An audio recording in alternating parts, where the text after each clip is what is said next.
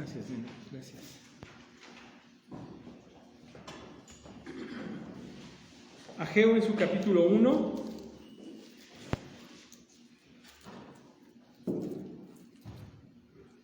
Ageo en su capítulo 1.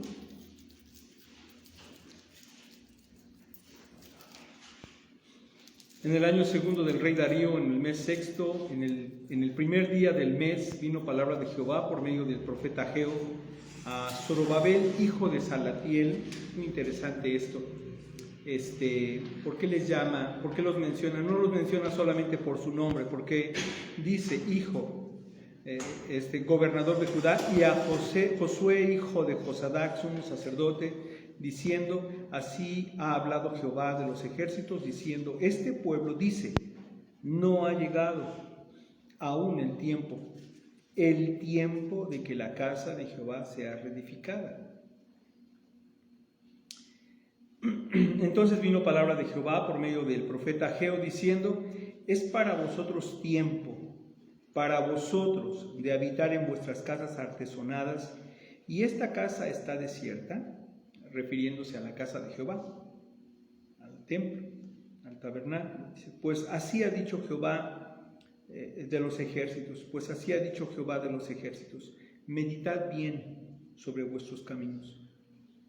Sembráis mucho y recogéis poco, coméis y no os saciáis, bebéis y no quedáis satisfechos, os vestís y no calentáis, y el que trabaja jornal recibe su jornal en saco roto. Así ha dicho Jehová de los ejércitos: meditad sobre vuestros caminos, subid al monte y traed madera, reedificad la casa y pondré en ella mi voluntad y seré glorificado, ha dicho Jehová. Buscáis mucho y halláis poco, y encerráis en casa, y yo lo disiparé en un soplo. ¿Por qué? Dice Jehová de los ejércitos: por cuanto mi casa está desierta, y cada uno de vosotros corre a su propia casa. Por eso se detuvo de los cielos sobre vosotros la lluvia, y la tierra detuvo sus frutos. Llamé la sequía sobre esta tierra y sobre los montes, sobre el trigo, sobre el vino, sobre el aceite, sobre todo lo que la tierra produce, sobre los hombres y sobre las bestias y sobre todo trabajo de manos. Y oyó Zorobabel, hijo de Salatiel, y Josué, hijo de Josadac, sumo sacerdote, y todo el resto del pueblo, la voz de Jehová su Dios, y las palabras del profeta Ageo, como le había enviado Jehová su Dios, y temió el pueblo delante de Jehová. Entonces Ageo, enviado de Jehová, habló por mandato de Jehová al pueblo, diciendo: yo estoy con vosotros, dice Jehová. Y despertó Jehová el espíritu de Zorobabel, hijo de Salatiel, gobernador de Judá, y el espíritu de Josué, hijo de Josadac, sumo sacerdote, y el espíritu de todo el resto del pueblo, y vinieron y trabajaron en la casa de Jehová de los ejércitos, su Dios, en el día 24 del mes sexto, en el segundo año del rey Darío.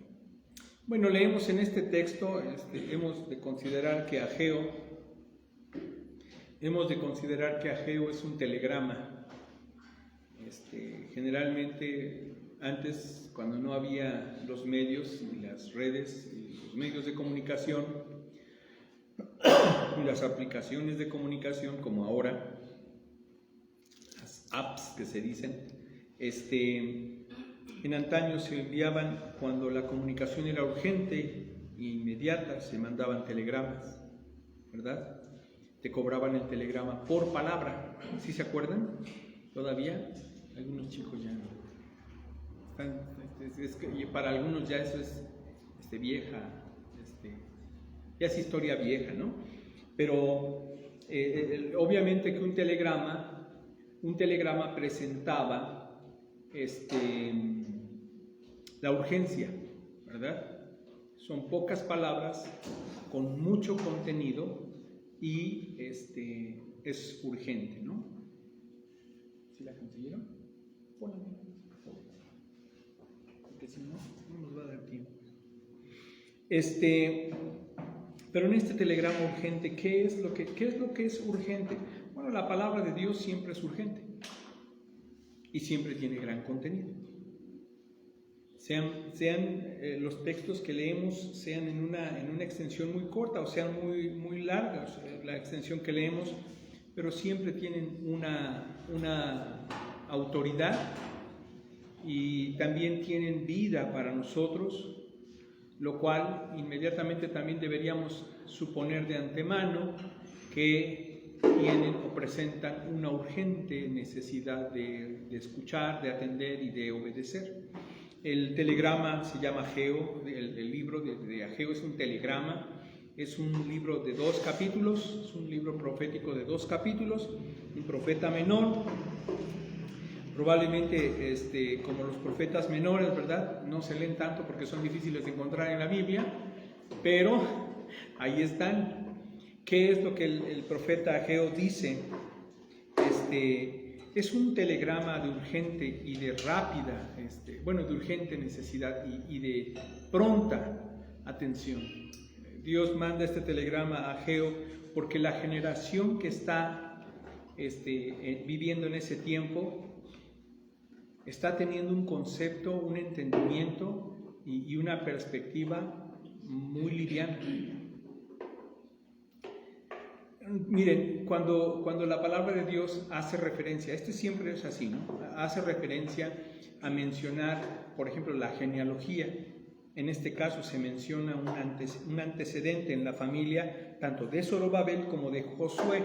No había necesidad de hacerlo, sin embargo, la palabra de Dios se toma esa previsión para que en la historia, ¿verdad?, hallemos una conexión verdadera de quiénes eran estos personajes y de qué es lo que Dios estaba diciendo y cómo la palabra de Dios tiene autoridad sobre en ese tiempo y sobre esa cultura o generación. Se llama no solamente la inerrancia de las Escrituras y que no tiene error, sino que también es inmanente y trascendente. Esto es, que tiene la autoridad y la aplicación sobre el tiempo, sobre cada generación, sobre cada cultura. Está diciendo con autoridad la verdad inequívoca, pero también esa verdad tiene la facultad de trascender los tiempos. Entonces,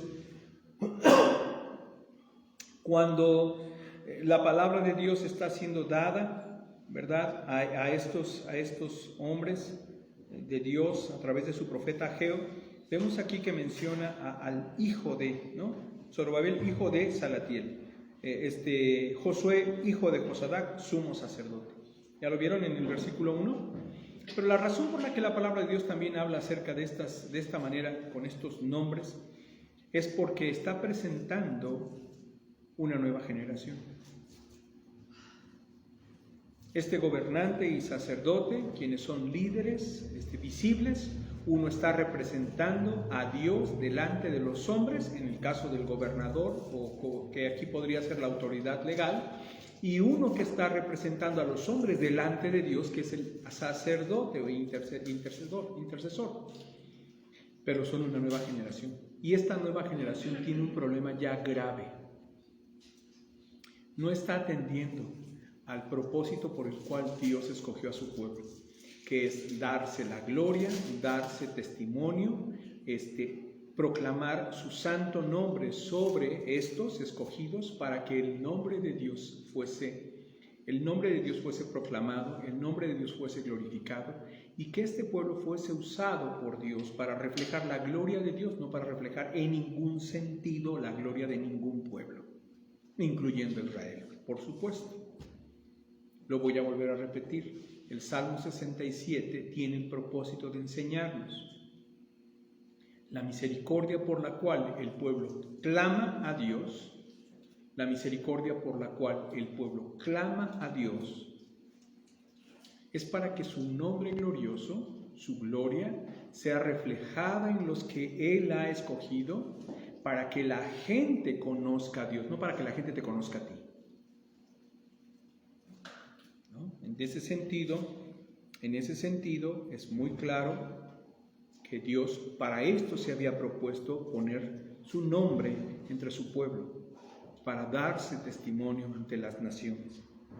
Pero esta generación había llegado al punto de decir, sí, pero Todavía no es tiempo de echar toda la carne al asador, todavía no es tiempo de poner todas las ganas. Y así somos en muchas cosas, hermanos, así somos en muchas cosas. A veces pensamos, si yo tuviese la cierta condición, yo habría aplicado todas mis fuerzas. Si a mí se me hubiese permitido estudiar esto, yo habría... Si a mí se me hubiese dado la ocasión de tener esta oportunidad, yo lo hubiera hecho, ¿verdad? Esa es otra forma de decir, esa es otra forma de hablar, diciendo, pues creo que aún no es el tiempo. De otras maneras, desde otra perspectiva, ¿verdad? Podría ser, pues creo que si a mí se me hubiera hecho así, si a mí se me hubiera dado así, lo hubiera hecho. Ageo le dice a esta generación, bueno, es Dios en realidad quien dice a través de Ageo a esta generación que meditaran bien en sus caminos. Y se mediten bien en sus caminos. ¿Por qué? ¿Por qué? Porque una suerte de insatisfacción está siendo vivida. La experiencia que ustedes tienen en su vida así, a medias, siendo tibios, les da un resultado común. Esa insatisfacción tiene un porqué, y esa insatisfacción es por causa de no honrar el nombre de Dios. Esa insatisfacción, esa frustración no tiene que ver con los aspectos económicos. Este texto no está diciendo que si tú le das algo a Dios, Dios te va a dar un montón de cosas económicas y prósperas. No. Esa no es la idea del texto. Aunque nosotros leemos, sembráis mucho y recogéis poco, coméis y no os saciáis, bebéis y no quedáis satisfechos, os vestís y no os calentáis. Eso no está hablando acerca de que ellos, de que tenían dinero y se les iba como el agua, ¿no? Lo que está diciendo este texto es que ellos no están satisfechos, ellos tienen esta necesidad no satisfecha porque su corazón no está agradando a Dios, no está sirviendo a Dios. Lo que Dios está diciendo al pueblo es que Dios quiere bendecir a su pueblo con bendiciones espirituales, para que sea que tuvieses o no, tu satisfacción esté plena en Dios.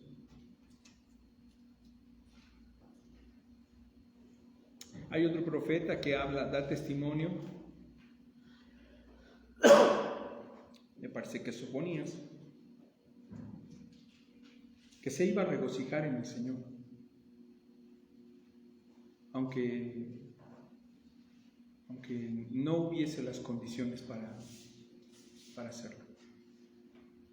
Aunque no hubiese las circunstancias para hacerlo, las circunstancias temporales, económicas, físicas, que se iba a regocijar en el Señor. Entonces Ageo da este mensaje urgente a nuestra generación y a nuestra iglesia en esta mañana. Tenemos que detenernos y meditar bien. Nosotros tenemos que echar toda la carne al asador, como se dice, ¿no? O sea, tenemos que poner toda la intención para crecer. ¿Necesitas una invitación para preparar un estudio bíblico? Puedes necesitar capacitación, pero necesitas una preparación para prepararte, para estudiar, para comenzar a hacer tus bosquejos. Puedes necesitar capacitación, pero necesitas esperar un mejor tiempo. Necesitas esperar las circunstancias más adecuadas, quizás conectarte en un seminario en línea, quizás tener la adecuada guianza, y también necesitas todas estas cosas. ¿Antes que disposición? No. ¿Antes que voluntad? ¿Antes que devoción? ¿Antes que adoración? No, hermanos. Estamos esperando mal si pensamos que las circunstancias deben ser las propicias para hacer lo que debemos. Nuestra entrega y nuestra misión y nuestra visión, nuestra devoción y nuestra adoración debe ser en fervor, en entrega ya.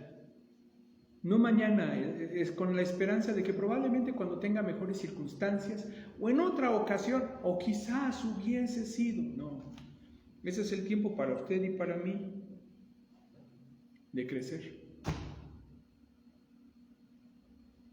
Ese es el tiempo para nosotros. El telegrama es urgente. El pueblo dice que todavía no. Y Dios les dice, ¿no podrían ustedes por favor pensar? Algo está pasando, algo hay, algo tiene un orden y es urgente que atiendan ese orden. Mi nombre debe estar presente, debe ser invocado sobre ustedes. Y esto es el llamamiento de Ageo, ¿no? Vamos a orar nuevamente y le voy a pedir al hermano Marco que nos guíe por favor en palabras de oración, con acción de gracias, y después vamos a entonar unos himnos. Vamos a ponernos de pie, por favor. Oremos, pues Dios, grande y misericordioso, ciertamente, Señor, ciertamente necesitamos más de ti en nuestra vida, Señor. Lo poco que buscamos de ti no es suficiente. Lo mínimo, Señor, que buscamos de ti no basta, Señor, no basta. Y pensaba en la mañana, Señor, que, como dice tu palabra, no se trata de nosotros, Señor, sino a tu nombre sea dada la gloria. ¿Cuándo? Siempre. ¿En qué momento? En todo tiempo. ¿Cada cuánto? Todos los días, Señor, ciertamente. No se trata de nuestra condición, no se trata de cómo estamos, cómo vivimos, qué estamos pasando, de qué tenemos necesidad, de qué estamos enfermos, qué es lo que acusa nuestras almas. No, nada se trata del hombre, Señor, sino se trata de ti.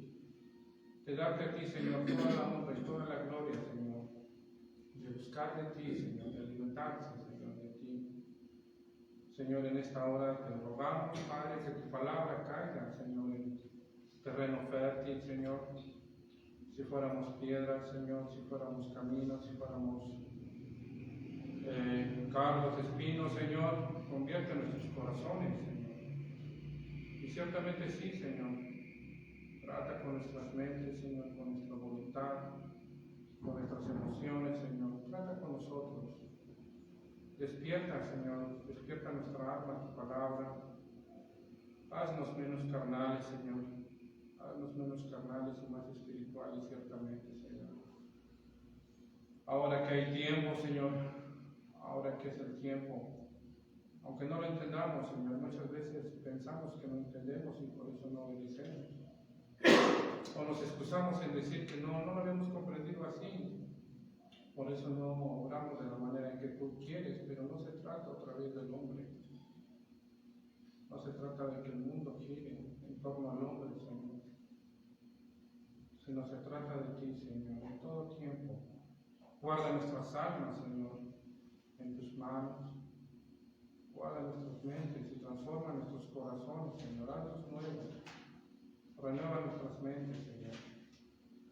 Cautívanos, Señor. Así literalmente, Señor, cautívanos.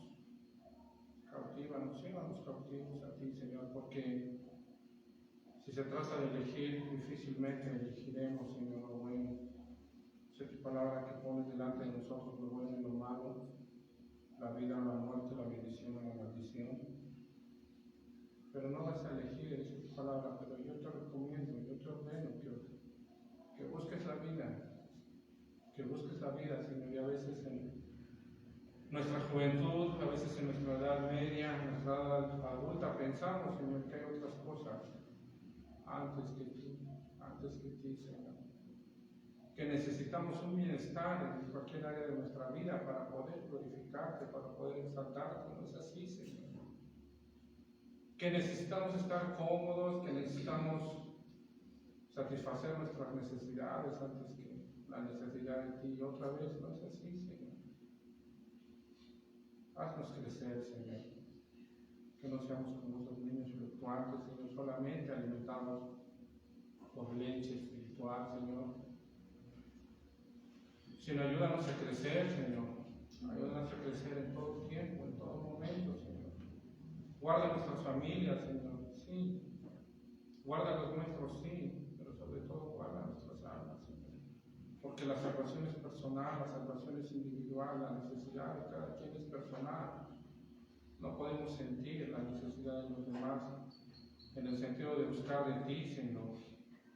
No podemos estar sentados toda una vida en una butaca esperando a ver qué sucede.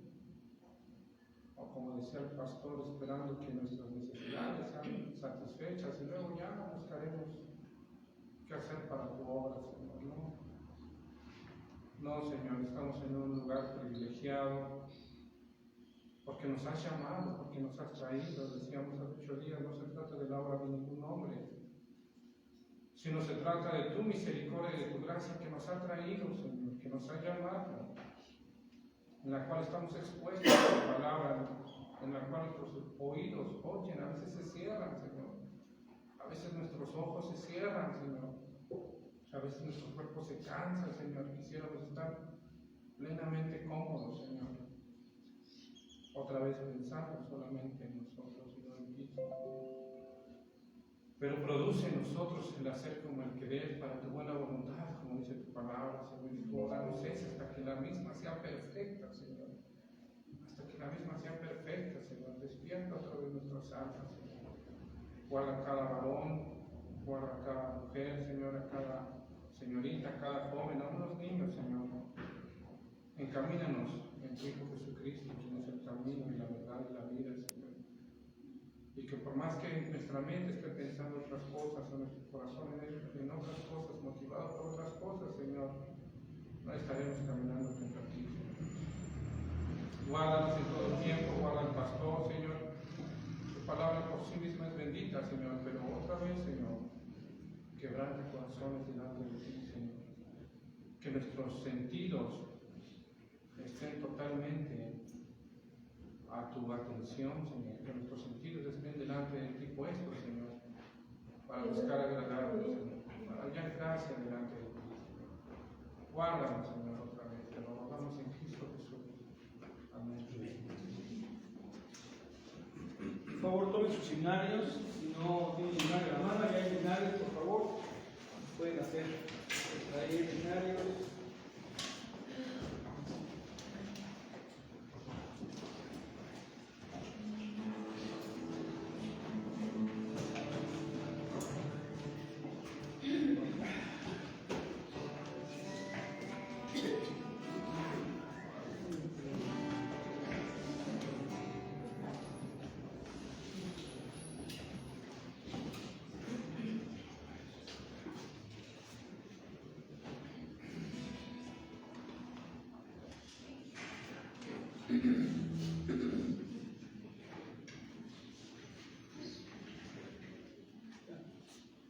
Himno 226. Himno 226.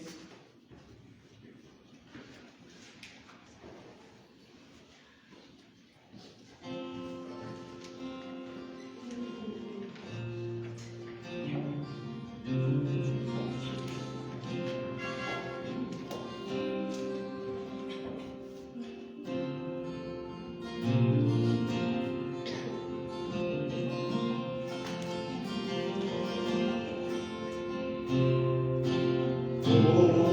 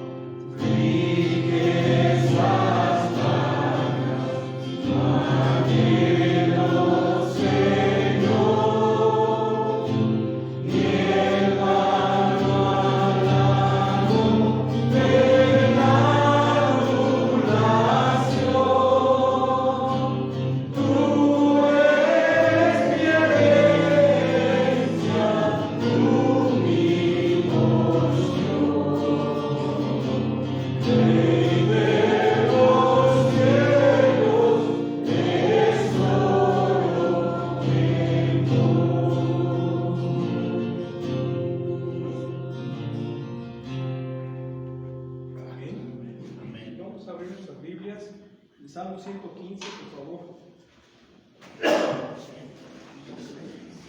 Salmo 115.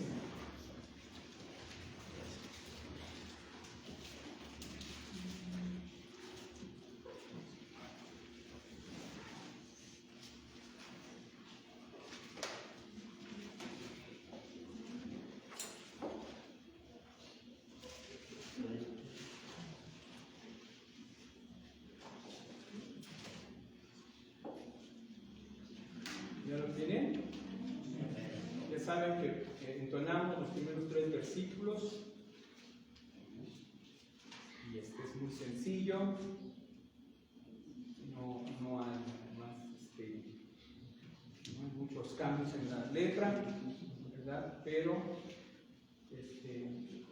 cuando respondemos a la esencia, cuando respondemos a dónde está la esencia de la soberanía de Dios, respondemos eso. Dios ha hecho todo lo que quiso. Bueno, esa es la respuesta.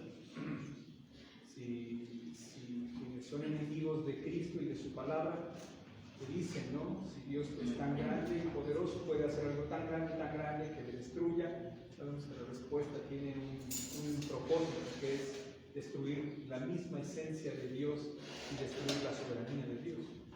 Dios no puede pecar, así que no puede hacer todo. Dios no puede mentir. Dios no puede ir en contra de su naturaleza. Dios no puede dejar de ser. No lo puede hacer todo. Pero ¿dónde reside el poder, la potencia de su soberanía? Todo lo que Él quiso hacer, lo ha hecho.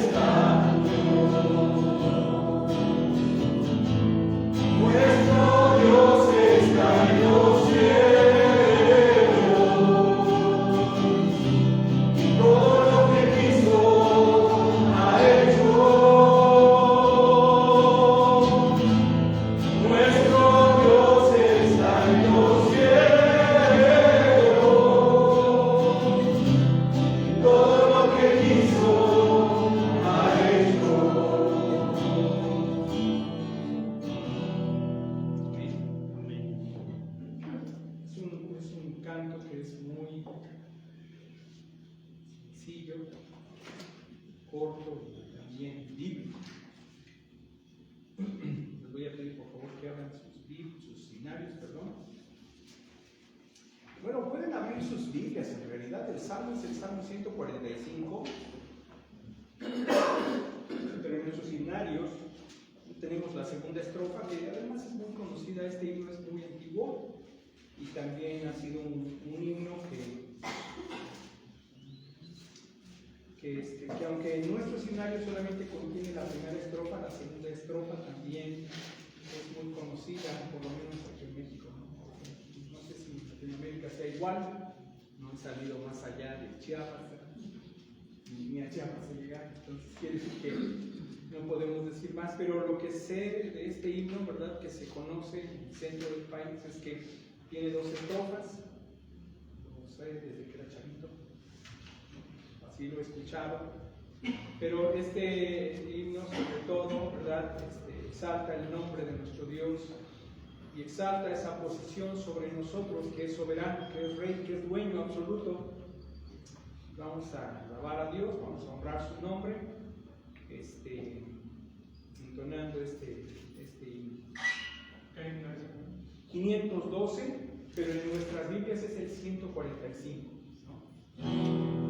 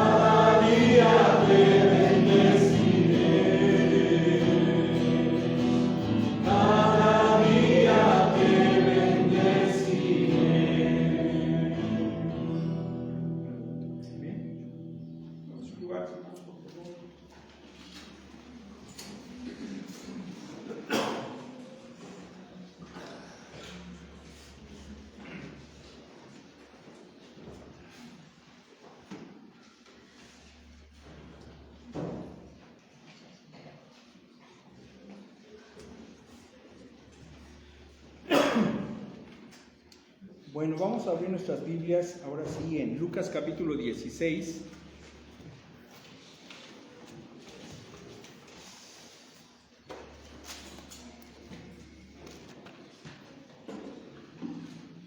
Esta es la tercera exposición, el tercer estudio respecto a la mayordomía y vamos a procurar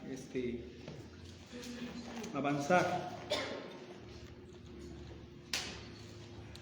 Vamos a procurar avanzar.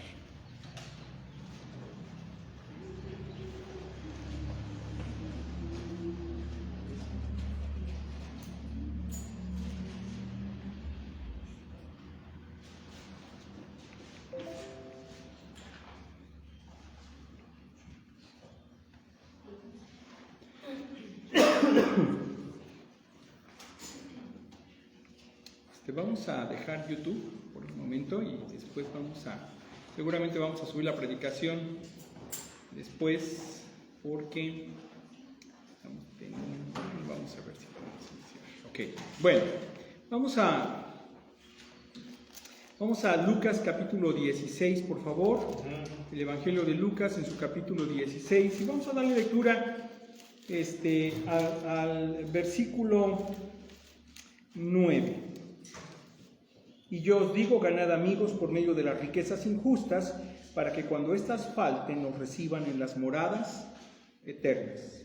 Otra vez, Lucas 16, 9. Y yo os digo, ganad amigos por medio de las riquezas injustas, para que cuando éstas falten nos reciban en las moradas eternas. ¿Oramos? Padre Santo, te damos gracias por reunirnos en este lugar y a esta hora en torno a la meditación de tu palabra, Señor. Padre, te rogamos tu ayuda y te pedimos también que bendigas tu palabra en nuestros corazones. Derrama de tu gracia, Señor. Danos entendimiento. Permítenos avanzar en este estudio. Y también, Señor, te rogamos que nuestros corazones sean campos fértiles, preparados por ti para recibir tu palabra. Eso te rogamos, Señor. Permite, Señor, que lleve fruto tu palabra. Bendícela, Señor, bendícela abundantemente. Rogamos de ti, Señor, que tu Espíritu Santo haga una obra sobrenatural, un milagro, Señor. Despierta las almas, despierta los corazones. Y también, Señor, que en nuestros corazones se mire, Señor, se observe la pasión que debe haber por causa de tu Hijo Jesucristo y por causa de su obra en la cruz. Te lo rogamos, Señor. Te lo pedimos en Cristo Jesús. Amén. Bueno, Lucas en su capítulo 16.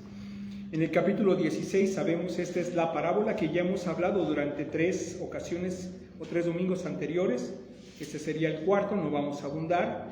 Pero es la parábola así llamada del siervo infiel. Ya sabemos qué es lo que sucede. Sabemos que Jesucristo no está acreditando o celebrando alguna clase de mal conducta o comportamiento en esta parábola de parte de el mayordomo infiel. Pero sabemos también que el mayordomo infiel no cometió un delito del que podría ser perseguido. No es acusado de robo ni tampoco de fraude. Es acusado de una mala mayordomía. No me voy a desviar. Ya luego inmediatamente ya me voy a poner a predicar. Nada más déjenme avanzar. Entonces, sabemos que el Señor Jesucristo cuenta cómo este mayordomo hizo o usó de un dinero que no tenía en monedas ni en su bolsillo, usó de un dinero que había previsto ganaría, pero dado que se acortaron los tiempos y a él se le acabó su mayordomía, él miró la manera en la que estos recursos no se perdieran. Y también al mismo tiempo miró la forma de resolver sobre su propia vida un medio de sobrevivir. En ese sentido, Jesucristo dice que el amo, el hombre rico, alabó la astucia, la sagacidad, ¿verdad?, de este siervo, de este mayordomo injusto, de ese mayordomo infiel. ¿Por qué? Porque con riquezas injustas, está hablando acerca de las riquezas y nada más está hablando de la cuestión económica y nada más, pudo él causar un beneficio para sí. Quedar bien con los deudores y quedar también bien con el que habría sido o con el que sería su ex dueño. Entonces, y notamos o centramos nuestra atención en el versículo 9. Y yo os digo, el Señor Jesucristo ahora aplica esa parábola y aplica ese entendimiento del por qué el mayordomo infiel fue alabado, y lo aplica en términos espirituales, lo aplica para nuestro entendimiento, de tal manera que este versículo 9 tiene los cimientos, tiene el fundamento para que nosotros hallemos en la misma palabra de Dios toda una grande y muy amplia instrucción sobre la mayordomía, que no, como ya dijimos, no solamente tiene que ver con el dinero. El Señor Jesucristo, al hablar de la mayordomía, en este punto utiliza como ejemplo una herramienta ni siquiera importante. Vamos a decirlo en los términos del Señor Jesucristo. No muy importante. Vamos a decir que en realidad debería ser dicho al revés, ¿no? Muy poco importante. Esa es la herramienta que el Señor Jesucristo, cuando el Señor Jesucristo habla de mayordomía, debemos abrir los ojos. Está hablando de un tema, pero utiliza una herramienta de muy poca importancia. Usa el dinero. Entonces, decíamos, el versículo 9, Lucas 16, 9, este pasaje pone las bases para una mayordomía que sea aplicativa, que sea práctica, porque revela los cimientos, los medios y el fin, no solamente de nuestra mayordomía, sino también de todas las demás cosas que deben resultar en la gloria de Dios. ¿Cuáles serían los cimientos en este pasaje? Por ejemplo, el asunto del dinero. El dinero es una herramienta, como ya sabemos, ¿verdad? Y vamos a ver rápidamente después los principios, pero simplemente es una herramienta.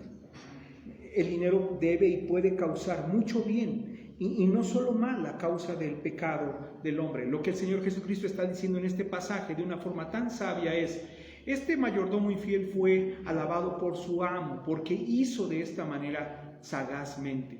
Y cuando la aplicación nos es dada, nuestros ojos se abren, ¿no? Por la manera en la que el Señor Jesucristo habla y nos dice: ganad amigos por medio de las riquezas injustas. Esta es la forma en la que el Señor Jesucristo dice que las riquezas injustas, es decir, las riquezas que en algún sentido, por causa de tu pecado, por mucho tiempo te causaron grande mal, ahora te sean de gran bendición y que sean para bendición. Lo voy a volver a decir. El Señor Jesucristo está diciendo: ganad amigos por medio de las riquezas injustas. Es decir, está diciendo: ahora debes usar aquellas riquezas que te causaron tanto mal a causa de tu pecado, a causa de tu avaricia, a causa de tu mala mayordomía, a causa de tu impiedad, de tu egoísmo, de tu codicia, que te causaron tanto daño, como ya se acuerdan, ya hemos visto esto, ¿no? En ocasiones anteriores. El problema más grande no es el dinero, el problema más grande no es la cantidad de dinero, ni tampoco la ausencia del mismo. El problema más grave siempre está siendo la mala mayordomía. Ese es el problema. Y el problema de la mala mayordomía incide en que es un pecado en nosotros de diferente naturaleza, de diferente fuente, pero está allí, estorbando, lastimando y creando los problemas más grandes y más graves que podemos ver también, entre otros más, ¿verdad? Pero volvemos a insistir, el Señor Jesucristo está diciendo: este dinero que antes te fue prácticamente amo, Señor y Dios, debe ser usado ahora. Tú debes ser astuto para usarlo ahora con el propósito de ganar amigos. La predicación del Evangelio, la salvación de las almas. Cuando este sistema llegue a su fin, cuando tú des cuentas, cuando Dios te llame a su presencia, tú vas a dar cuentas de toda tu mayordomía. ¿Y cuál va a ser el resultado? ¿Vas a tener riquezas eternas? ¿Quiénes son? ¿Cómo se llaman en este texto? Amigos. Creyentes que antes sin Dios vivían, pero por muchos aspectos, a causa de una fiel mayordomía de su iglesia, fueron alcanzados. Estos amigos te recibirán en las moradas eternas. Es decir, todo esto redundará no en nuestra gloria, en la gloria de Dios. Y en que fuimos usados para su gloria y su honra, en que fuimos usados conforme a su propósito para la salvación de las almas, para la proclamación del Evangelio y el adelanto de su reino. Entonces, este pasaje nos da este cimiento, ¿no? Para saber que el dinero es una herramienta. Debe y puede causar mucho bien y no solo mal a causa de nuestros pecados, ¿no? La transacción es temporal, la transacción de las cosas de esta vida son temporales, hermanos. Incluso el mismo dinero es un asunto de transacción temporal. Tiene fecha de caducidad, va a llegar un tiempo donde lo que tú hiciste y lo que tú produjiste va a llegar a su fin. Tu mayordomía en este tiempo, bajo estas circunstancias, van a tener su fecha de caducidad. Por lo tanto, debemos de considerar despertando otra vez, ¿no? Y clamando a Dios: Señor, hazme una persona, un creyente sagaz, entendido, inteligente, sabio, pronto, dispuesto, apasionado, Señor. ¿Por qué? porque esta es la oportunidad de vida y en vida que Dios nos da para servir a su gloria. Ese es el cimiento, ¿no? Los medios que Dios usa, el dinero de nosotros mismos, y además el dinero de nosotros, nuestro dinero y nosotros mismos somos medios en las manos del Señor. Las riquezas injustas, ya decíamos, el dinero que nos causó por nuestro pecado, males grandísimos. Ahora por su gracia, por la gracia de Dios y para la gracia de Dios, vuelva a escuchar eso porque nos vamos a repetir más adelante, por su gracia y para su gracia, o por su gracia, en su gracia y de su gracia, escuche, favor no merecido, ahora por su gracia y por la causa de nuestro Señor Jesucristo debemos trabajar para que nos cause el mayor bien. Lo que cause en nuestras vidas sea usado para el mayor bien. Ahora, en nuestra generación, quizás no podemos afectar a los niños que tienen hambre en África, pero probablemente tengas a un familiar que esté hambriento, muerto en delitos y pecados, sediento, y lo que va a aliviar su mal es en su alma la palabra de Dios, el Evangelio, es Cristo el Salvador. ¿Cuál es el fin? Este versículo también nos declara el fin, la gloria de Dios en Cristo Jesús, la salvación de las almas, el pregonar legítimo del Evangelio, nuestra participación real, personal, por supuesto, una participación activa, no es soñada, no es una ilusión, es una participación personal para avanzar el reino de Dios. Nuestra administración justa. ¿Cuál es esta administración justa? Hacer solamente lo que debemos. Eso es obedecer. El Señor Jesucristo dice que en la presencia de Dios diremos justamente, Señor, siervos inútiles somos. Lo que teníamos que hacer, es decir, obedecer, y aquí no lo diremos como una declaración, lo diremos como una pregunta, ¿eso hicimos? ¿Eso estamos haciendo? Bueno, la palabra de Dios va a juzgar. Por lo tanto, este versículo 9 también sienta las bases para darnos principios generales que van después a ser más particulares, más peculiares, o que van a citar o van a ver aspectos más específicos. Los principios generales que ya hemos visto, estos deben ocupar un lugar importante, preponderante en nuestra vida y en nuestra mente. Son principios generales de la mayordomía, insistimos. Después vamos a ir precisando estos principios, vamos a ir avanzándolos, ¿no? Hace 8 días y hace 15 días hablábamos acerca de estos principios que se desprenden de lo que el Señor Jesucristo está diciendo en esta parábola. Después del versículo 10, la aplicación, hasta el versículo 15, la aplicación es que hay cosas más importantes que el dinero. ¿Se acuerdan que decíamos que si nosotros no podemos ser fieles con esta herramienta, con esta cosa tan sencilla y con muy poco valor, como dice el versículo 10, el que es fiel en lo muy poco, está hablando acerca del dinero. El que es fiel en lo muy poco, también en lo más es fiel. El que en lo muy poco es injusto, también en lo más es injusto. Es decir, si Dios te da una tarea de velar y administrar, por esto que es una bicoca, ni siquiera un puño, una pizca de nada, el dinero. Si no eres fiel en eso, no eres fiel en nada. Si no eres fiel en eso, no puedes ser fiel en nada, no se te puede confiar nada, decíamos. No se te puede confiar absolutamente nada. En segundo lugar, y para avanzar más rápido, ¿no? Hay una relación. Lo que este pasaje nos muestra, esta parábola nos muestra, es que hay una relación directa en cómo tratamos con el dinero y nuestra condición espiritual. Administramos el dinero para nuestra propia gloria, para nuestra propia ganancia, para nosotros mismos, de forma infiel, de forma injusta. Esa es una mala mayordomía. A saber, esto significa que nosotros no estamos siendo fieles para con Dios. Pero hay un testimonio que no podemos negar.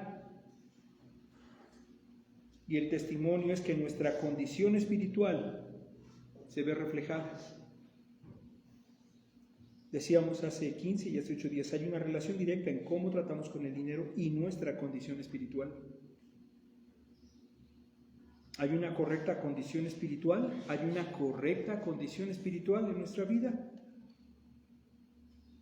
Será una lucha, sí es cierto, será una tarea, sí es cierto, pero no será una derrota.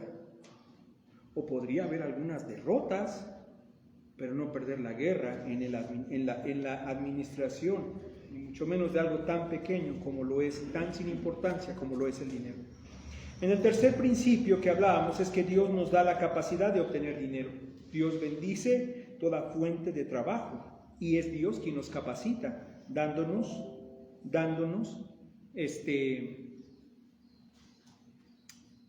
fruto al trabajo que realizamos. El cuarto principio es que la codicia, el descontento, la envidia, el egoísmo, el afán y la ansiedad en nosotros están relacionados con el dinero.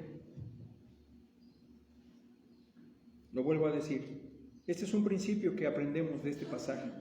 La codicia, el descontento, la envidia, el egoísmo, el afán y la ansiedad en nosotros están relacionados con el dinero.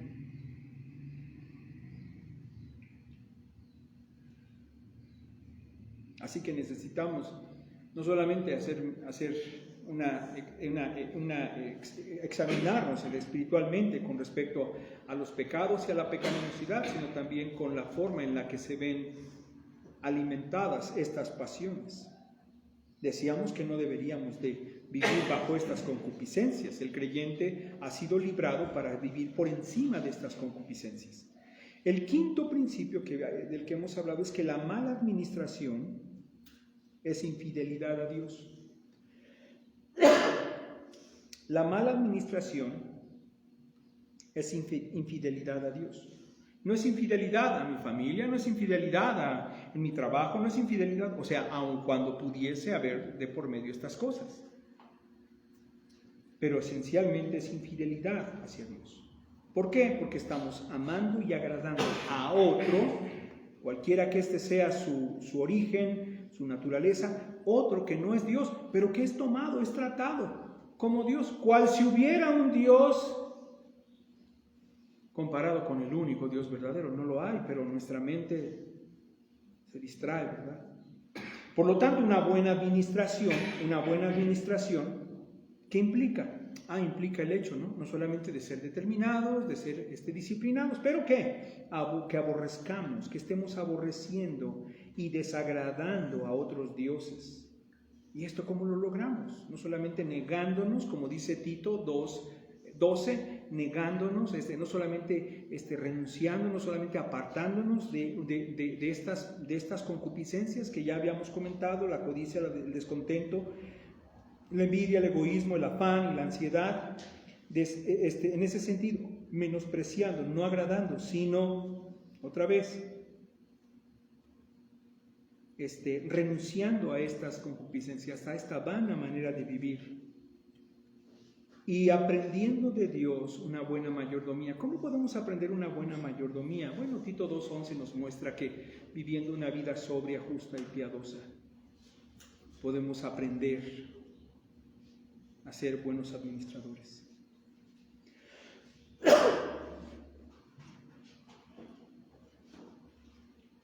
Así que por lo tanto debemos ser fieles en lo poquitito, en lo pequeñito, en lo temporal, usando bien lo poco, usando bien lo ajeno, usando bien lo temporal, y esto es usándolo conforme el manual, conforme la palabra de Dios nos dice usarlo, tendremos éxito. ¿Qué es el fin? La gloria de nuestro Dios. La predicación del Evangelio, la salvación de las almas. Hermano, pero no todo puede concentrarse en solo estas cosas. Hay otras cosas más legítimas y buenas, bonitas y que podemos legítimamente gozar y disfrutar. No todo tiene que realizarse, no todo tiene que caber, no todo tiene que ser el Evangelio, la predicación del Evangelio, el avance del reino de Dios. Escuche con atención. El hecho de que usted piense así significa que usted no puede conectar a falta de entendimiento, conocimiento y sabiduría, por varias razones, pero la mayoría, créanmelo, La mayoría de estas situaciones es nuestra responsabilidad, o mejor dicho, nuestra falta de responsabilidad por no atender el consejo bíblico. Pero cuando miramos a nuestro alrededor, aplicando la palabra de Dios en nuestro diario acontecer, todo tiene que ver con el Evangelio, ¿no es cierto? Todo tiene que ver con la gloria de Dios, todo tiene que ver con el Evangelio, la proclamación del Evangelio, el avance de su reino. Todo. Así que yo puedo aceptar que usted me diga, hermano, pero ¿por qué todo se encierran estas cosas? Yo podría responder, a lo mejor para usted se hacen muy pequeñas, aunque en realidad la temática aquí es mucho más amplia de lo que usted y yo imaginamos. Pero dos cosas podemos decir. Todas estas cosas, la gloria de Dios, la predicación del Evangelio y el avance del reino de Dios, concentran todas las cosas, todas las demás cosas. Por lo tanto, debemos rogar a Dios nos dé entendimiento, sabiduría y la capacidad de poder desarrollarnos en nuestra vida espiritual a la luz de la Escritura, en la meditación de su palabra, en la oración, de tal manera que podamos conectar. Como todas las cosas en esta vida tienen este fin, y cómo hacerlo sabiamente, cómo llevar a cabo sabiamente esa obra que Dios nos ha dado por hacer. Entonces, vamos adelante, 5 principios. Entonces, ¿cuál es nuestro tema? Hoy vamos a hablar acerca de los principios bíblicos que gobiernan las ofrendas. Hoy ya no vamos a ver estos principios generales. Estuve siendo tentado a hablar acerca de los aspectos de los préstamos, las tarjetas de crédito y estas cosas, pero no lo vamos a hacer. No lo vamos a hacer ahora, lo vamos a dejar para más tarde, aplicaciones prácticas, ¿no? ¿Por qué decimos no a las deudas? Pero ¿por qué las deudas son en un sentido una herramienta? ¿Cómo es que utilizamos la tarjeta de crédito? Y cómo en cierto sentido la tarjeta de crédito demanda de nosotros disciplina que sin la tarjeta de crédito ya deberíamos tener. Entonces nos preguntamos, ¿qué herramienta quiero, qué bien o qué fin quiero lograr con esa herramienta? Picos y palas en la tierra, tarjetas de crédito en algunas empresas, pero no a todos es. La tarjeta de crédito, si como creyentes piadosos somos administrados, disciplinados, buenos mayordomos. Entonces no vamos a hablar más de ese asunto, pero lo menciono porque hay un tema ahí que tiene que ver con un aspecto práctico, ¿no? Ahora, sí, los 5 principios bíblicos que gobiernan las ofrendas. Segunda carta a los Corintios capítulo 8, por favor. Segunda carta a los Corintios capítulo 8. Quiero darme prisa.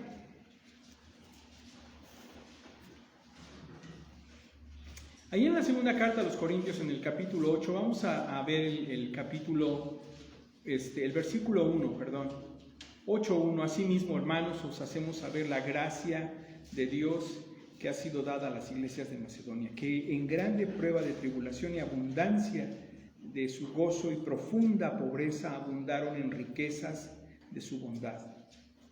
Pues de su grado, dice la versión, estoy leyendo como saben la versión antigua, pues de su grado, pues voluntariamente han dado conforme a sus fuerzas, y yo testifico, y aún más, ¿no? Aún sobre sus fuerzas, pidiéndonos con muchos ruegos que aceptásemos la gracia y la comunicación del servicio para los santos, y no como lo esperábamos, mas aún a sí mismos se dieron primeramente al Señor y a nosotros por la voluntad de Dios. Bueno, de manera que exhortamos a Tito que, como comenzó antes, así también acabe esta gracia entre vosotros también. Ahora, regresándonos a este pasaje, debemos entender lo siguiente, 8:1, como Cristo ha querido obrar entre los de la iglesia de Macedonia. Vean, este es el entendimiento del versículo 1, lo vuelvo a leer. Asimismo, hermanos, os hacemos saber la gracia de Dios que ha sido dada a las iglesias de Macedonia. Está hablando acerca de una ofrenda que fue enviada a los hermanos de la iglesia en Jerusalén.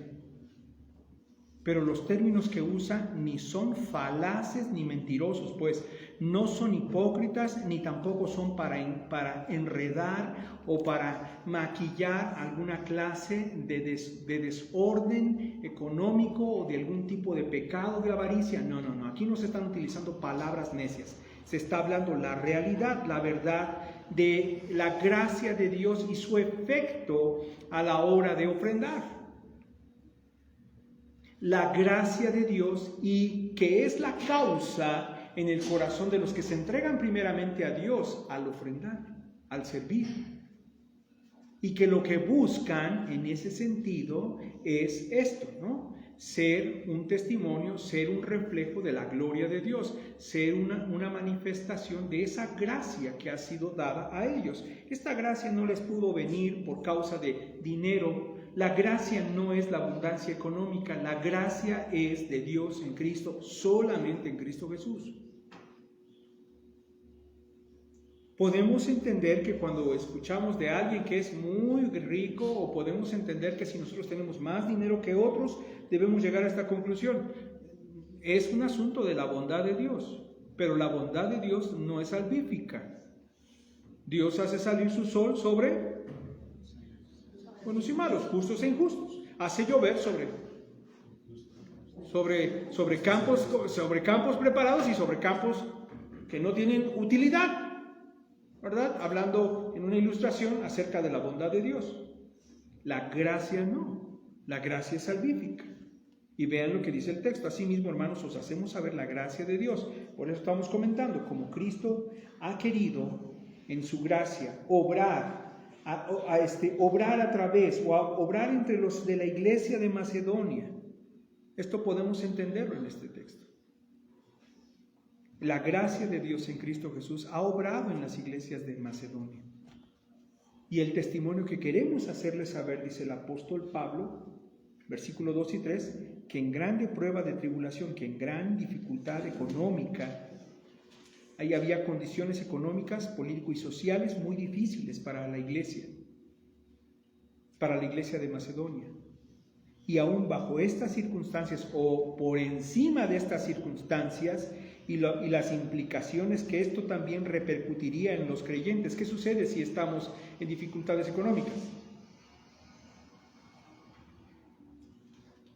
¿Qué pasa en su corazón? ¿Qué pasa en mi corazón, en mi mente, cuando tenemos dificultades económicas?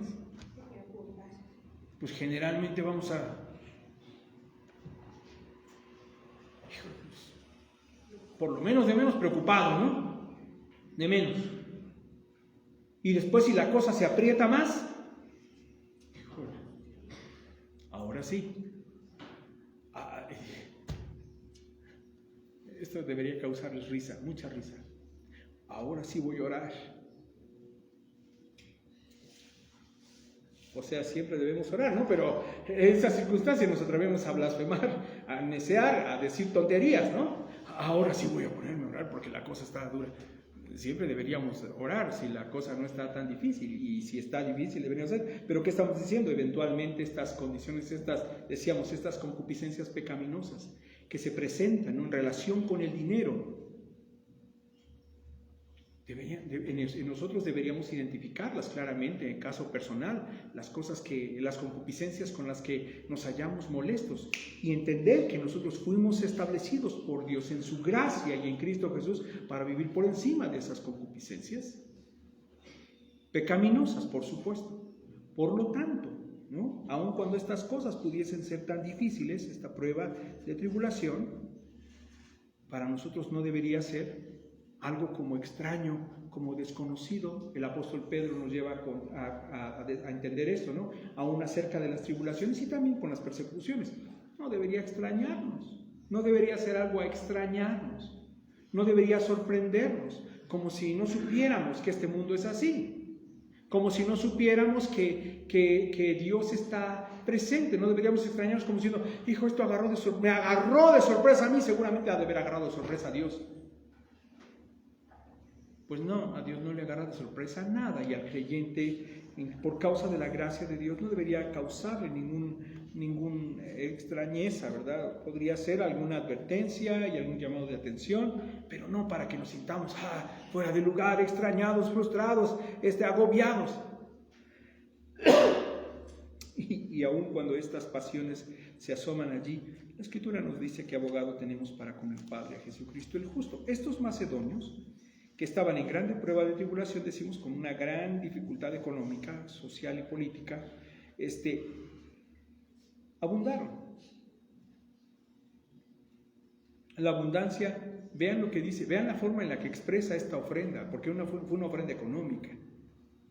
La abundancia de su gozo y su profunda pobreza abundaron en riqueza de su bondad, pues de su grado, de su voluntad, han dado conforme a sus fuerzas, y yo testifico, y aún sobre sus fuerzas.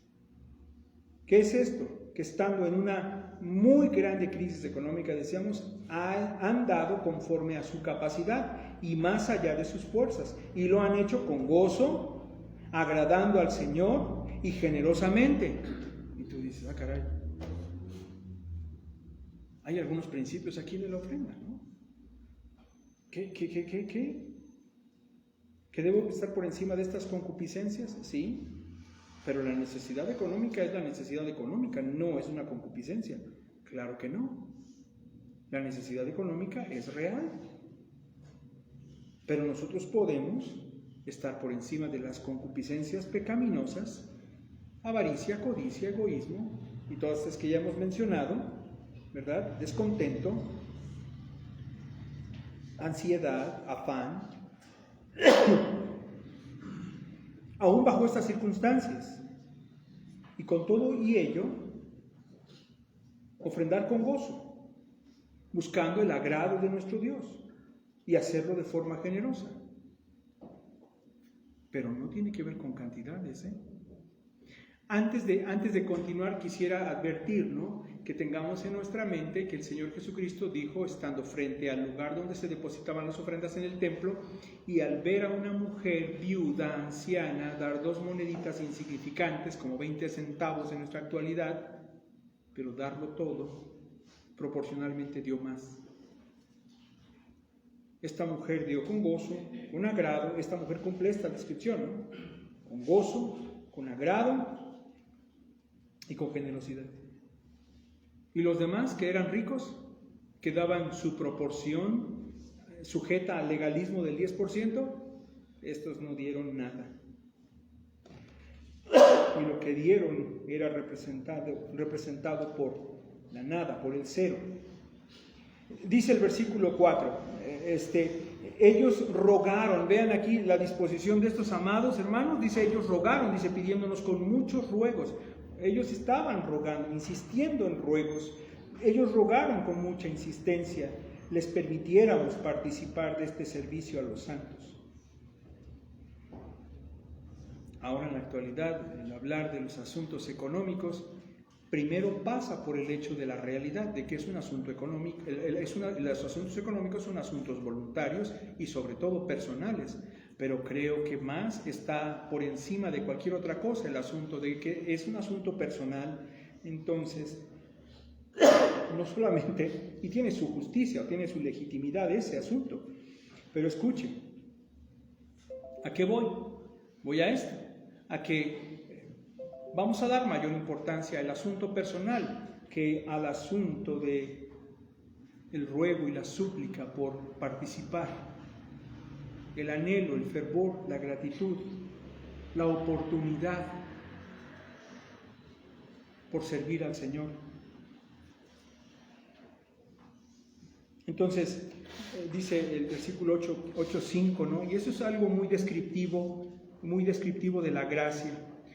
Dice, y no como lo esperábamos, mas aún a sí mismos se dieron primeramente al Señor y a nosotros por la voluntad de Dios. Este asunto de la ofrenda no solamente era un asunto de gracia,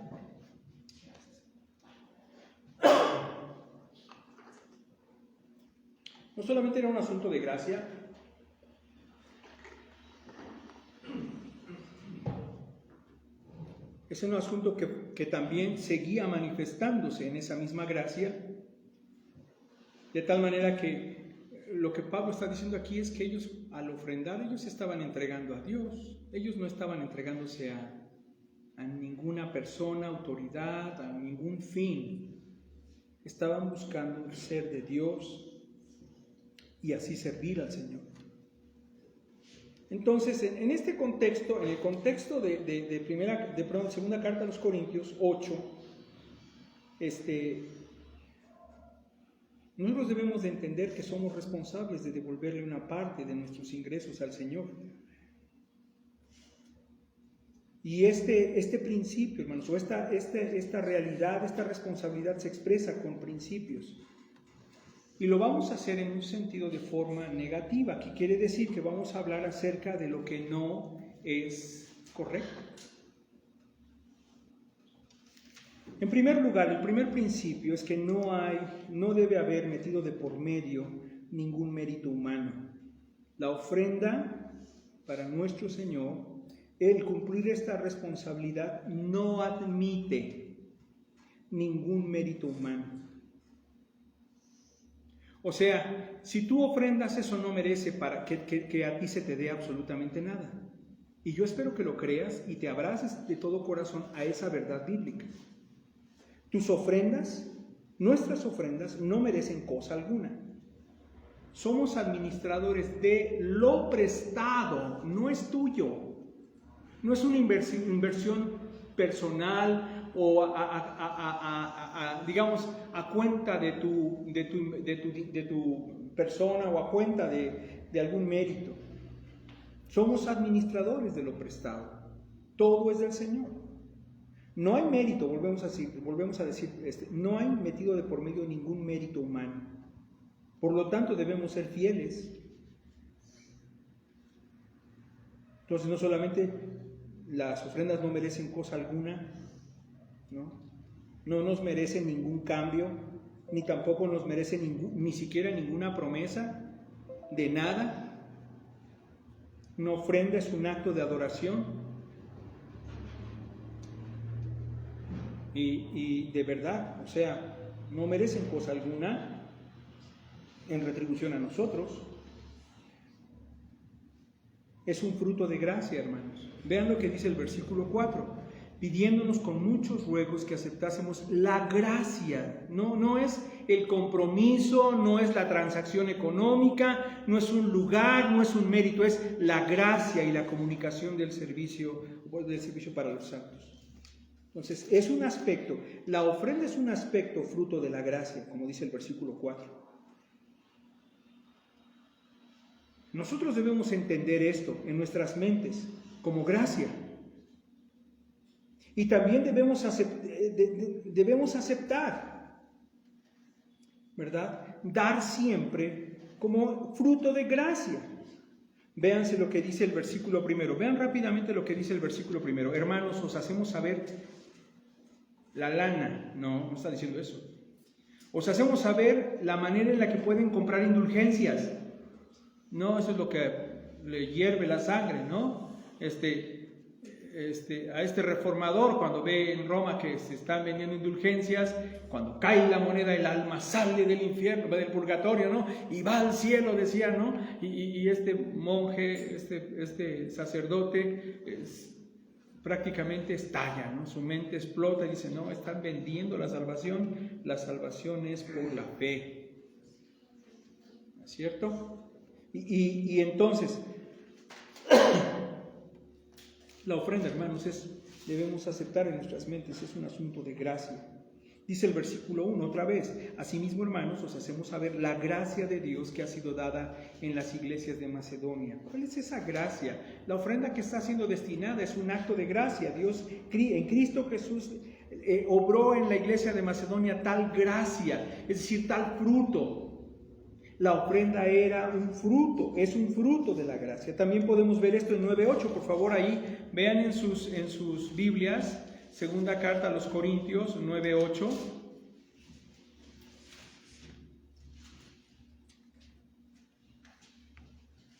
Y poderoso es Dios para hacer que abunde en vosotros toda lana, todo dinero, Toda cosecha de dinero.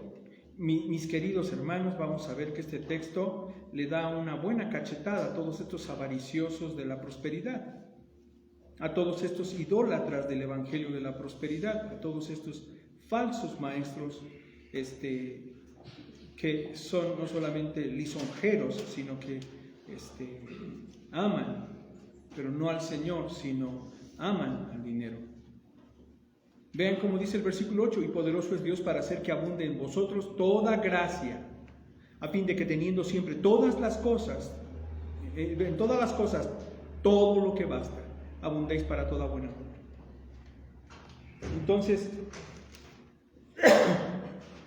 para que abunde la gracia también, ¿no? Vean por favor ahí también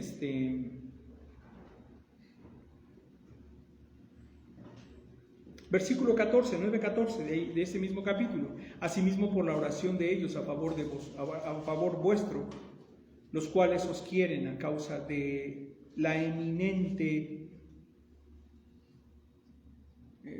suma de dinero que nos mandaron. Vamos a orar, vamos a pagar las oraciones. Vamos a orar para que, como ya nos dieron dinero, vamos a pagar lo que nos dieron en dinero, pues orando. No. Asimismo, por la oración de ellos a favor vuestro, los cuales os quieren a causa de la eminente gracia de Dios en vosotros. Nosotros no podemos poner a nuestro Dios esta condición: te voy a dar mi ofrenda, pero tienes que darme mérito de esto.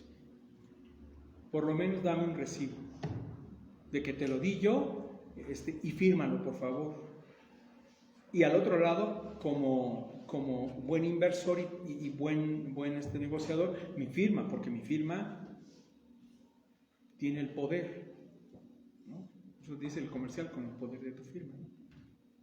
Pero no es cierto.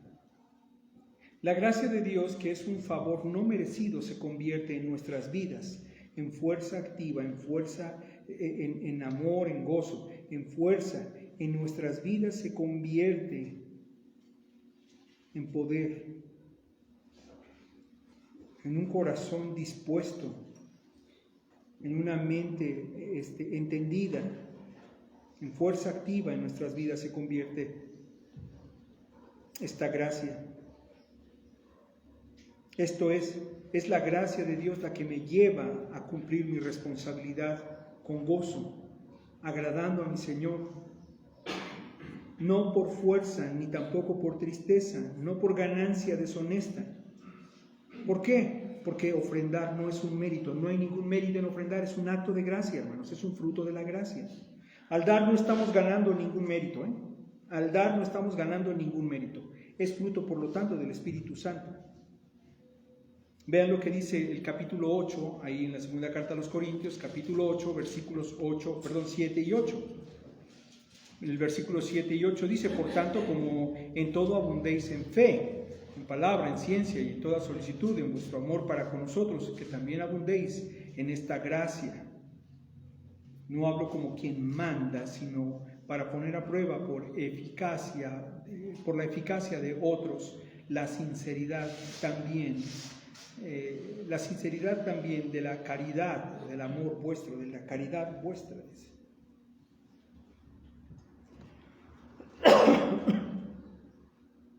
¿Qué está diciendo? Esta gracia, que es fruto también, ¿verdad?, del Espíritu Santo, nos hace abundar en honestidad y en sinceridad, en amor. Cuando ofrendamos sin ningún deseo, ninguna búsqueda de mérito alguno, sino como acto de gracia, entonces nosotros nos vamos a dar cuenta que estamos ofrendando con honestidad, con sinceridad y en amor. Vean lo que dice el versículo 24 de este capítulo 8. Mostrad pues para con ellos a la faz de las iglesias, delante de las iglesias, la prueba de vuestro amor y de nuestra gloria acerca de vosotros. Es decir, manifiesten voluntariamente ¿qué? Sinceridad. Vean por favor Efesios capítulo 2. Efesios capítulo 2, 10, habla acerca de que el Señor preparó buenas obras de antemano para que anduviésemos en ellas. ¿Se acuerdan? Estas buenas obras en las cuales el creyente, de manera anticipada, Dios preparó para que el creyente anduviese. Estas buenas obras en las cuales el creyente debe andar, ¿es un acto meritorio a nosotros o es un fruto de su gracia? Es un fruto de su gracia, ¿verdad? Entonces nos podemos dar cuenta, Dios obra, el Espíritu Santo Dios obra en nosotros esta gracia. A menos que la ofrenda sea motivada por la gracia de Dios, a menos que sea así, porque de lo contrario se convertirá en un tipo de soborno hacia Dios. Es un soborno blasfemo, ya de sí es una blasfemia, es una grosería, es pecaminoso, es repugnante ante la presencia de Dios y al amor que Dios ha mostrado. Dios está mostrando su gracia y por su gracia los creyentes deben obrar para su gloria en respuesta a su amor con la misma actitud de Cristo en nosotros. Una actitud agradecida, una actitud dispuesta, una actitud voluntaria, una actitud de amor. Este es el fruto de la gracia en los creyentes a la hora de ofrendar. Pero ¿cómo ofendemos? Miren, hermanos, la ofrenda es algo espiritual. Es algo que Dios pone en nosotros por su gracia. Debemos entenderlo así siempre. Pero cuando no lo entendemos así y ofrendamos con otras motivaciones, estamos ofendiendo a Dios y menospreciando su gracia. Estamos diciéndole, bueno, yo te tengo que entregar esto y lo único que quiero de ti es tu aprobación. No la necesito a través de Jesucristo. Es decir, la sangre de tu Hijo Jesucristo está bien que la hayas vertido por otros pobres, pero yo no la necesito. Yo me basto, soy suficiente, tengo el carácter moral de presentarme delante de ti, darte mi ofrenda, he hecho los suficientes méritos para que tú me lo reconozcas. El hermano que escribe a los hebreos, el hermano Pablo que escribe a los hebreos, dice que en un sentido esta forma de pecado tan blasfemo puede ser catalogado también como el hecho de pisotear la sangre de su Hijo Jesucristo, de blasfemar su nombre. El asunto de la ofrenda no es un asunto para Dios y para nosotros, no es un asunto material, es un asunto espiritual. Y debemos tener cuidado de entender que es un fruto de la gracia. Número 2, no debemos dar motivados por algún interés personal. No debemos dar motivados por ningún interés personal. No debemos dar para algún beneficio, ni siquiera para un beneficio pequeñito. No des nada. Si tú vas a dar para obtener un bien de Dios, no des nada. Quédate tu dinero. No te metas en conflictos con un Dios que es santo y que es justo. No te metas en conflictos con Dios, porque Él va a hacer soplar su viento sobre todas las cosas que has almacenado. Estoy citando a Ageo en su capítulo 1. Dios le dice a ese pueblo, ustedes se han amontonado en sus casas, se han metido un montón ahí en su alacena, dice, con un soplo lo voy a disipar todo. Están buscando otras fuentes, están buscando otros consuelos. No damos la ofrenda motivados por algún interés personal, para algún beneficio. A lo mejor alguien dice, pero lo que yo quiero solamente es un beneficio pequeñito. No des nada mejor. Si vas a dar esperando ser recompensado por Dios, no des nada.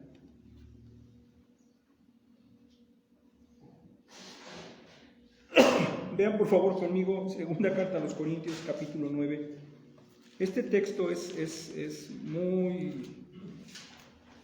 conocido en las iglesias bautistas. Yo recuerdo que cantábamos, decíamos nuestro texto y cantábamos nuestro texto. hace muchos años, cuando pensábamos que estábamos haciendo bien y decíamos, cada uno ve como propuso en su corazón, como de memoria, ¿no? Y después, Dios bendice al dador alegre. Antes de pasarle la charola, antes de charolear a la gente, ¿verdad? Antes, así cantábamos, ¿no? Dios bendice al dador alegre, si lo bendice, la Biblia lo dice y es verdad. Y seguramente no faltaba aquel necio, mentiroso que les decía, si ustedes dan $1, el Señor les va a dar 2. ¿No? Esa canción yo la aprendí cuando era chiquito, ya lo saben, ¿no? Nos decían, la ofrenda del Señor, si tú le das $1, el Señor te da 2 cachetadas en lugar de darte $2. Te va a dar $2. Bueno, dice el texto, 2 de Corintios 9:7, dice cada uno de como, bueno, 9:6, pero esto os digo, el que siembra escasamente también segará escasamente, y el que siembra generosamente, generosamente también segará. Cada uno de como propuso en su corazón, no con tristeza ni por necesidad, porque Dios ama al dador alegre, y poderoso es Dios para hacer que abunde en vosotros toda gracia, a fin de que teniendo siempre en todas las cosas, todo lo suficiente, abundéis para toda buena obra. ¿Ya? Ahora pongamos atención aquí, porque esta es la parte final. Terminamos esto y tengo que salir corriendo.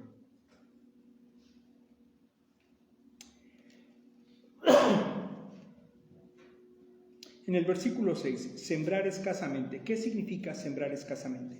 El que siembra significa el que siembra.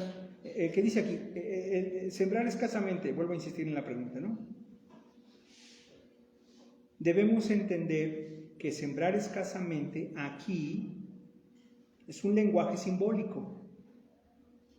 Nadie ha puesto, bueno, por lo menos no he visto, ¿verdad?, que en la cajita donde nosotros recogemos las ofrendas, o se recogen las ofrendas, o usted va y pone sus ofrendas allá, aquí no, ya saben ustedes, desde hace muchos años, nosotros no pasamos ni alfolí ni charola a nadie. No nos interesa saber ni quién eres, ni cómo te llamas, en respecto a ese asunto, ¿no? No nos importa. No hay una ofrenda, no hay un alfolí, ¿no? Pero escuche con atención, pero yo no he visto en la cajita de las ofrendas que haya semillas, que alguien haya traído semillas. Porque es un lenguaje simbólico, ¿verdad? Entonces se está refiriendo a dinero. Pero pongan atención. ¿Qué significa sembrar escasamente? ¿Qué es el sembrar en este texto? Aquí el sembrar hace referencia, en este lenguaje simbólico, hace referencia a sembrar en bendiciones, no en dinero.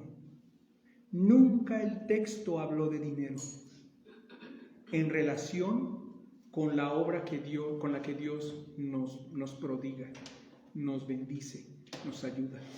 Vean por favor, la versión que voy a leer es la versión 1909, ¿verdad? Y si ustedes la tienen en su teléfono, puede usarla.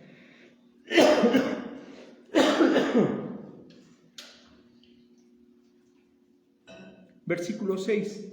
Esto, empero, digo: el que siembra escasamente también segará escasamente, y el que siembra en bendiciones también segará. Otra vez, escuchen el texto. La traducción es de 1909, es una de las mejores traducciones, y en realidad muestra el lenguaje con el cual se está refiriendo a en qué seremos bendecidos. ¿Qué es lo que buscamos al ofrendar? Al ofrendar buscamos la bendición. La bendición al nombre de Dios, la bendición de la obra de la proclamación del Evangelio, la bendición del avance del reino, la bendición de otros para que os reciban en las moradas eternas, ¿se acuerdan? Pero no tiene nada que ver con dinero. Lo vuelvo a leer. Empero os digo, el que siembra escasamente también segará escasamente, y el que siembra en bendiciones también segará. ¿Cómo sabemos que no se está refiriendo a dinero? Porque el versículo 8 lo contesta: y poderoso es Dios para hacer que abunde en vosotros toda ganancia. ¿Dice eso? No, dice toda gracia. No dice toda obra, todo mérito propio, todo motivo debajo del agua. No está diciendo ningún dinero. Vea lo que dice: y poderoso es Dios para hacer, mientras nos hemos dado al Señor para bendecir su nombre y bendecir con ello a otros y bendecir la causa del Evangelio, la misma causa del Señor Jesucristo. Dios es poderoso para hacer que abunde en nosotros toda gracia. ¿A fin de qué? ¿Teniendo mucha lana? No, a fin de que teniendo siempre todas las cosas, todo lo que basta, y recurrimos al Señor Jesucristo, que nos dice que pidamos al Señor, al Padre, en el Padre nuestro, que pidamos: danos hoy el pan de cada día. Eso es, danos hoy lo que a nuestro cuerpo sea suficiente. Híjole, le hubiera dicho a Jesucristo, como que le faltó a Jesucristo ahí, ¿no? Señor, danos hoy el pan y también la lasaña, cosas sencillas, ¿no? El vino y el corte de carne, ¿no? Y por ahí unas papas. Y también algo más sustancioso. ¿Qué te parece una carreta? Un par de mulas, un burro para que no ande yo a pie y unos bueyes, mucho grano. El Señor Jesucristo dijo específicamente que oráramos al Señor que nos diera solo el sustento de hoy. Con esto podemos estar tranquilos, porque Dios en ese sentido es fiel. Pero lo que atiende a esta petición es a sujetar humildemente nuestros corazones, a saber: todo lo que basta en su gracia nos ha sido concedido. Todo lo que nos basta, todo lo que necesitamos nos ha sido concedido en su gracia. Entonces, ¿para qué quieres más dinero? Es que pues tenerlo no te hace mal. En el caso tuyo sí.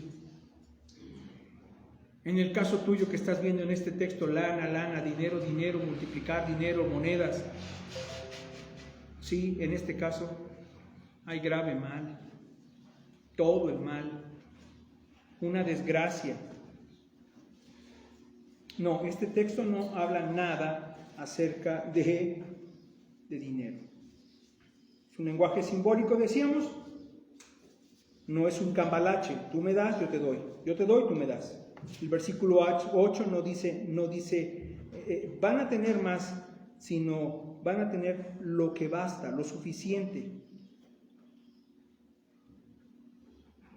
Pero Dios va a proveer esa gracia, juntamente con esa gracia, para que ustedes abunden en más buenas obras. Y entonces, ¿el dinero dónde quedó? O sea que voy a tener que dar y decirle a Dios, ¿no dice la Escritura que no con tristeza? Ni por necesidad. Comparamos esto con el versículo 10: y el que da vean, está aquí señalando a Dios, y el que da la lana, dice aquí, no, dice, y el que da simiente al que siembra, también dará pan para comer, y multiplicará vuestra sementera, y aumentará, y escuche, aumentará tu cuenta de banco. Es lo que dice el texto, no, dice, y aumentarán los crecimientos de los frutos de vuestra justicia, buenas obras. Y citamos Efesios 2:10 para señalar que es un acto de gracia, pero es un acto de obediencia al cual Dios nos destinó, para que no pretendamos incluso que el ofrendar es meritorio nuestro. Es un acto de gracia, es un fruto de la gracia en nosotros. Los que sembraron con la semilla, ¿quién la dio? Dice el versículo 10, el que da la simiente al que siembra y también dará pan al que come. ¿Quién es este? Es Dios quien da la semilla en ese sentido, ¿no? Sembraron la semilla de la buena obra y serán fructíferos. Dios dará gracia para que sean multiplicados en buenas obras.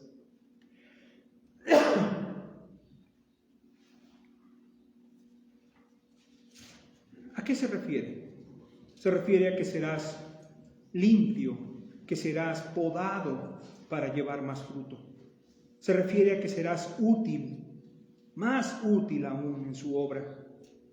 Será que le conocerás mirando su amor, que es pródigo en salvar al pecador. Mirarás las almas redimidas que Él amó desde la eternidad. Mirarás sus ojos llenos de gozo y te regocijarás en su amor, porque de esto Él te ha hecho ya participante. Él no te va a hacer participante, ya eres coheredero con Cristo, solo por gracia.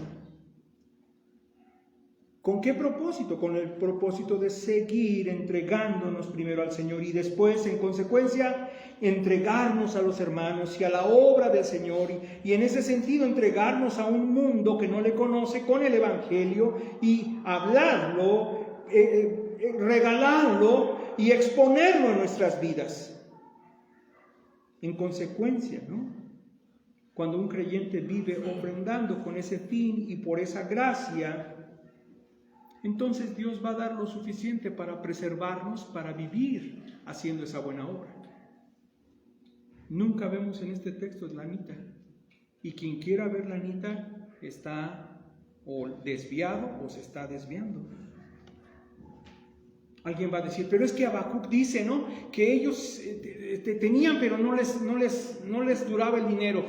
Sembraban, pero no cosechaban mucho. Quiere decir que si ellos agradan a Dios, entonces cuando siembren van a cosechar mucho.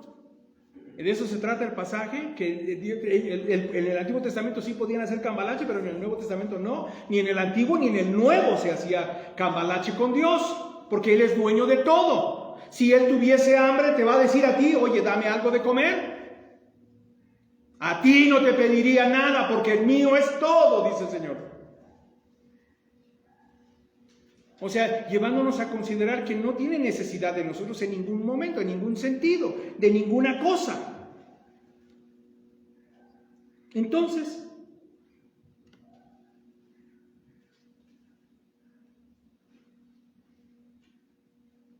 la gloria es Cristo y su gracia que nos ha alcanzado nos permite mirar sus ojos, amando las almas y enseñándonos a amar lo que Él ama.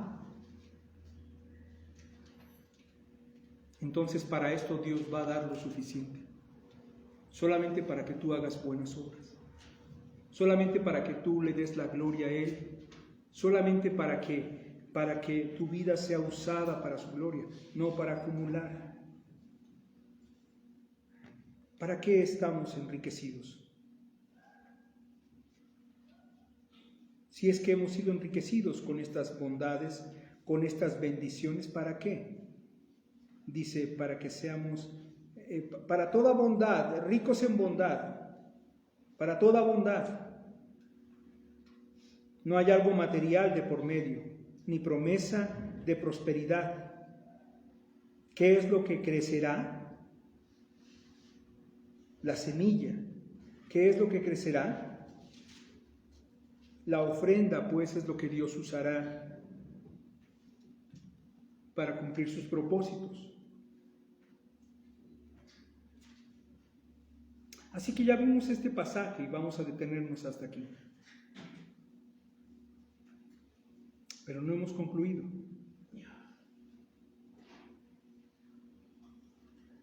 No hemos concluido, solamente hemos visto estos dos aspectos, estos dos principios bíblicos que gobiernan las ofrendas. No hay metido de por medio ningún mérito humano y no debemos dar motivados por ningún interés personal.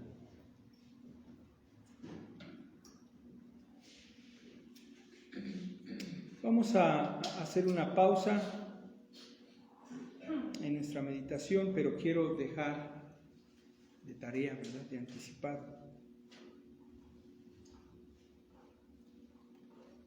La razón por la que el Señor nos guía, nos enseña acerca de la ofrenda y de estos principios, tiene propósitos por los que ser fieles mayordomos van a resultar en un beneficio en un sentido personal. Vean conmigo, por favor, Romanos en su capítulo 12, 8.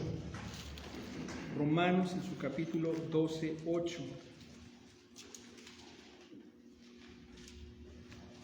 El que exhorta en exhortar, el que reparte, hágalo en simplicidad, dice la versión 1909.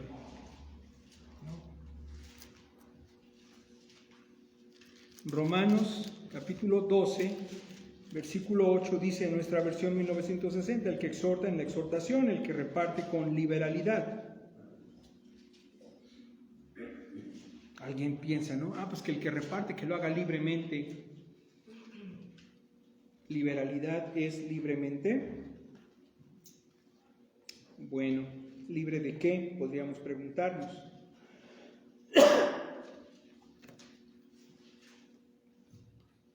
Dios al enseñarnos cómo debemos ser administradores fieles del dinero, de las ofrendas, tiene el propósito de hacer de nosotros fieles mayordomos. Estos propósitos llegan a ser en beneficio personal para nosotros, pero la realidad es que abundan y bendicen a otros también. Esta instrucción de Romanos 12:8 dice el que reparte o el que da, así eso es lo que significa, ¿no? El que reparte también implica al que da, y aquí deberíamos decir el que ofrenda, hágalo. Esto significa simplicidad, liberalidad. Significa que debemos de dar con sinceridad, con un corazón íntegro, con un corazón puro, sin motivos secundarios, ocultos o ulteriores. ¿Qué es esto? Si alguien dice, bueno, el que da, el que ofrenda, ¿cómo debería hacerlo? Sin ninguna motivación equivocada, sin ninguna motivación ajena a la voluntad de Dios y ajena a la gracia de Dios. El que da, el que ofrenda, debería hacerlo con un corazón sincero. Señor, no lo estoy haciendo motivado porque quiero algo de ti, ya lo tengo todo. Señor, no estoy orando porque quiero que me des al fin de año cierta cantidad que me alcance a cubrir mis necesidades o mis ansiedades o mis caprichos. No, Señor, estoy siendo sincero. Toda la gloria es para ti. De lo recibido te damos, de lo recibido de tu mano te damos. Es responsabilidad mía, Señor, y lo presento delante de ti sin ninguna motivación egoísta, necia, avariciosa, codiciosa. Señor, lo presento delante de ti en pureza, quiere decir solamente para ti, no porque yo soy sin pecado, sino porque tú eres digno de recibir esta gloria y reconocimiento y esta ofrenda del fruto de gracia en amor y en dedicación, incluso hasta en entrega y en pasión por Cristo, por las almas. No hay motivos secundarios, no hay motivos ocultos, no hay motivos debajo de esta obra, Señor. Eso es simplicidad. Simplicidad significa, la versión 1909 utiliza esta palabra, simplicidad significa nada de motivos ocultos, nada de intereses personales metidos de por medio, nada de algún deseo de enriquecernos, nada de esas tonterías. Y aquí me voy a detener, no voy a hablar de los ejemplos, de que algunos donan sillas, pianos, pintura, algunos donan que buscan reconocimiento, la adulación. No voy a meterme en esos casos, ¿no? ¿Oramos? Padre, gracias te damos por tu palabra.